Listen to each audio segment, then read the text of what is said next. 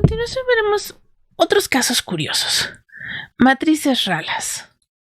Bueno, hay varios tipos de matrices ralas. Las primeras son las regulares, que también se van a poder representar con polinomios de direccionamiento, aunque van a tener formas un poco diferentes. Y otras donde hay sí, pues uno que otra celda tienen datos, pero no hay un patrón predefinido. En el caso de las matrices regulares, hay algunos ejemplos muy estándar, como son las matrices diagonales. El chiste de estas es que si ya sabemos que todo esto de acá está lleno de ceros, pues no tiene caso guardar los ceros. Solamente se va a pensar en un arreglo de forma piramidal y si nos piden estas otras coordenadas, pues lo que vamos a hacer es devolver ceros. Si no estamos en el caso de que la columna sea mayor que el renglón, estamos en alguno de los casos de las X, podemos calcular el índice de un arreglo de una sola dimensión. Observen que el arreglo de una sola dimensión va a ser 1 más 2 más 3 más 4. Es la misma progresión de la vez pasada. Bueno, el tamaño va a estar dado precisamente por esta ecuación. 1, 1, 2, 1, 2, 3, etcétera, etcétera. Luego, dentro de ese arreglo, bueno, entonces cada uno de estos es un pequeño triangulito. Para poder conocer en dónde estamos en ese único arreglo, lo que hacemos es calcular el tamaño del triangulito que está arriba de la coordenada que me interesa, con la misma fórmula, nada más considerando los renglones, más dentro del siguiente renglón, bueno, en qué columna me encuentro, le sumo la J y ya tenemos en dónde estamos. Un caso particular y un caso sencillo. Luego, otro caso que podemos tener, dentro de este mismo también podríamos tener un caso bastante simpático que sería las matrices simétricas. Bueno, pues igualmente podemos guardar solamente uno de los triángulos y los otros calcularlos nada más por reflexión. No es necesario almacenar esto en memoria. Ok, otro caso, diagonal y banda. Dice, si estamos en I igual a J, entonces simple y sencillamente se almacena ese valor y ya está. Si estamos en los valores de los lados, pues aquí les platicamos que también se puede hacer un cálculo bastante sencillo. Les vamos a dejar entonces la curiosidad de preguntarse, pues, ¿cómo podemos calcular en dónde van a quedar? Lo importante es que no se tiene que crear una matriz de n por m, sino que solamente se tienen que guardar estos valores. Entonces aquí lo dejamos como un poco de ejercicio para que utilicen su imaginación y su creatividad y se pregunten cómo podrían crear entonces un polinomio que les permita calcular dónde quedaron cada uno de estos valores, ¿no? Y aquí más o menos va la pista.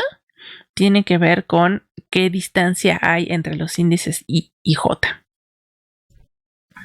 En este último caso no hay un patrón establecido, entonces no se puede definir un polinomio de direccionamiento y lo que se va a hacer literalmente es guardar los datos, nada más los que sean diferentes de una especie de valor por defecto.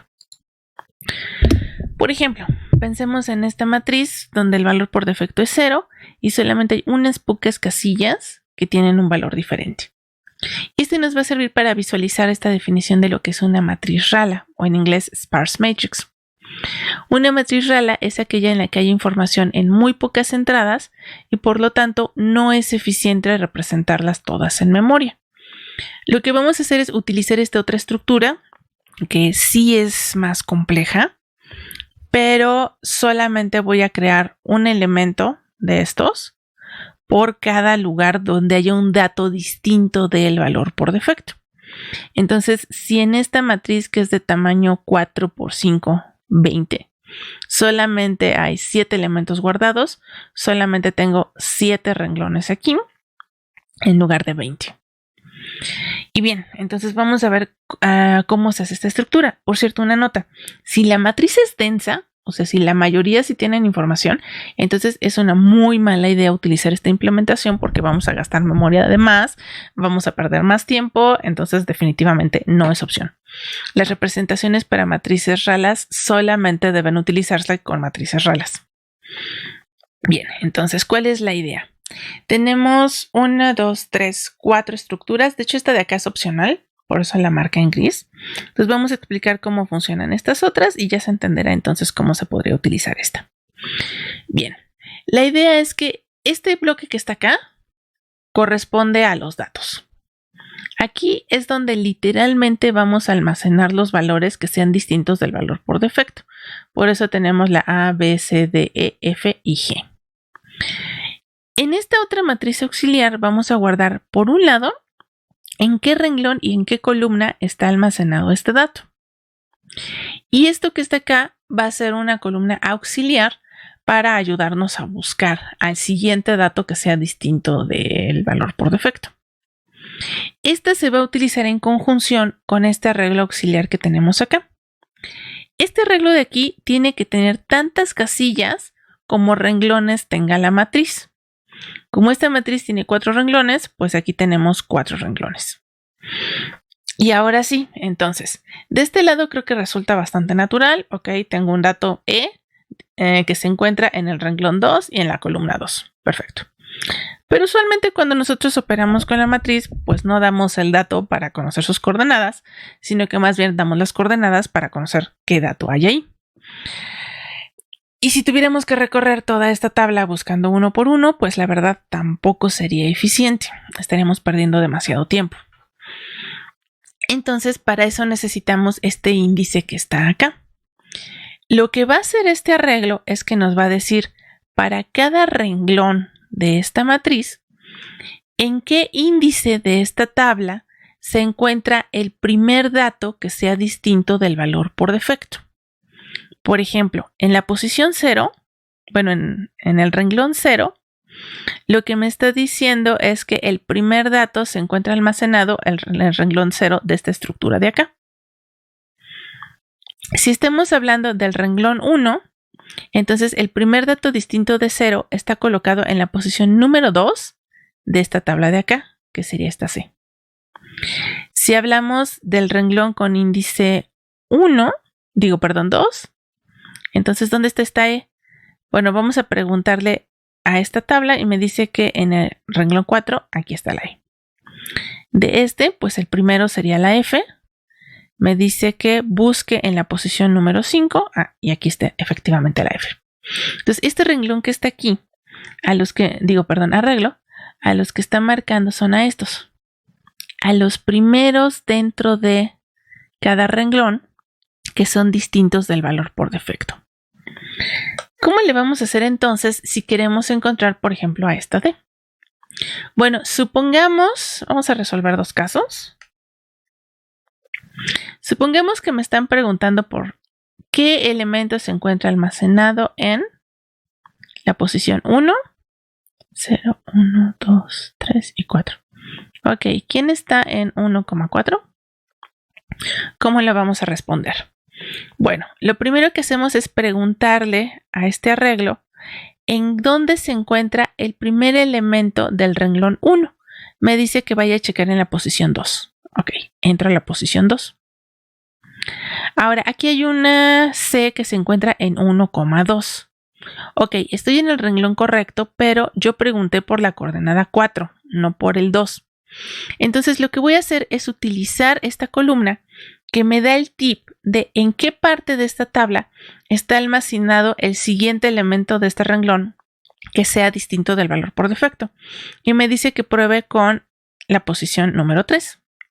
En la posición número 3 me doy cuenta de que está el dato en la posición 1,4.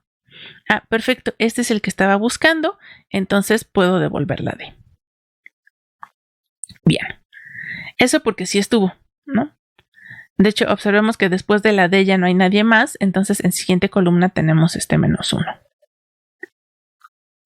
Bien, ahora ¿qué pasa si pregunto por un dato que no está? Por ejemplo, el 1,3. Empiezo igual. A ver, en el renglón 1, ¿dónde busco al primer dato disponible? Pues voy al renglón número 2. Ok. Este me da 1,2. ¿Es el que quiero? No. Entonces, este no me sirve. Pregunto dónde está el siguiente. Pues en el renglón 3. Este está en 1,4. Tampoco es el que yo quiero. Y después de eso me dice que ya no hay otro. Entonces quiere decir que este tiene el valor por defecto y automáticamente devuelve un 0. Y ya está.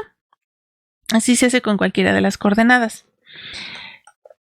Lo que sí es un poco más complicado es entonces si yo quiero insertar datos o remover datos, pues tengo que asegurarme de mantener esta estructura.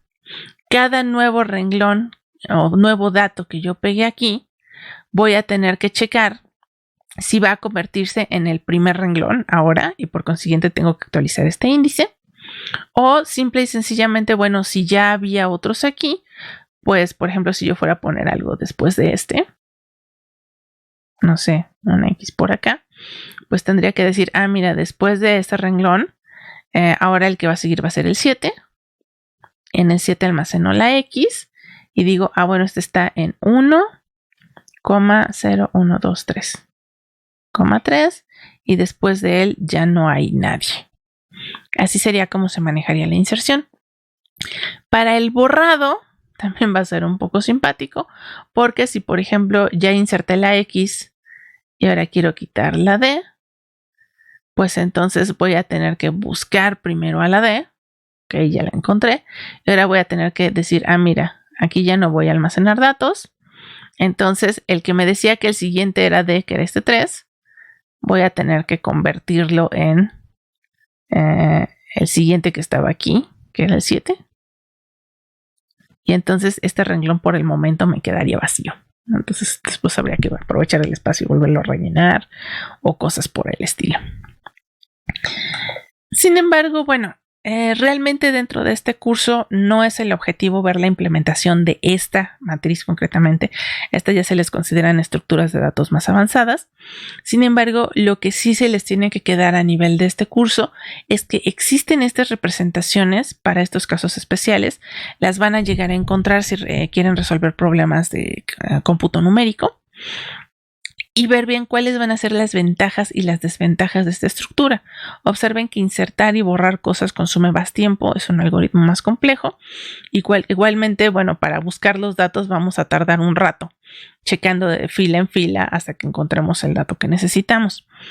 Sí nos va a ahorrar muchísimo espacio y no se va a perder tanto tiempo si hay muy poquitos datos. Pero si intentan hacer esto con una matriz que esté completamente llena, definitivamente es el peor de los desperdicios en todos los sentidos. Entonces, cuando tengan que cuando se encuentren con problemas donde tengan que trabajar con matrices ralas, van a encontrar que muchas bibliotecas ya tienen esto implementado y esta es básicamente la descripción de cómo funcionan. Tengan cuidado cuando sí les conviene y cuando no. Y bueno, para esta parte eso sería todo lo que necesitamos. Y como les comentaba, pues todo esto está tomado de notas del curso de la profesora Elisa Viso.